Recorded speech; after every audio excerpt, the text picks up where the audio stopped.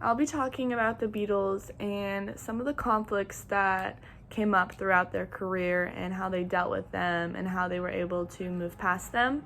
The first main conflict I wanted to speak on was the Beatles' failure before success. So the Beatles, when they were trying to first get their music out, get their name out, kind of get known around the area, they went to 4 different recording companies, and they were turned down every time.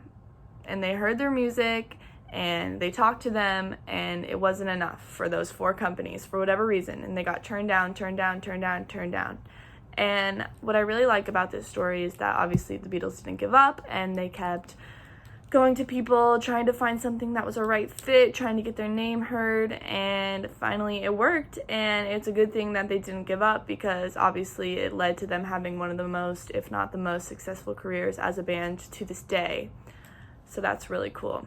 The second conflict I wanted to talk about was the death of their manager, Brian Epstein.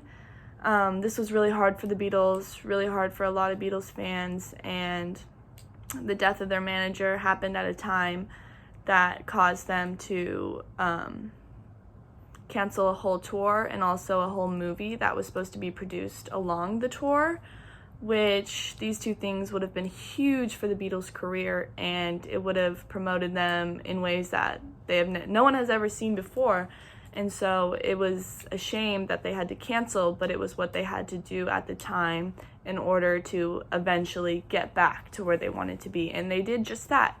They took the time off that they needed to mourn, and after a period of time went by, they were able to get through it together and continue making music and performing. So really cool how they got over these challenges together and ended up being so successful.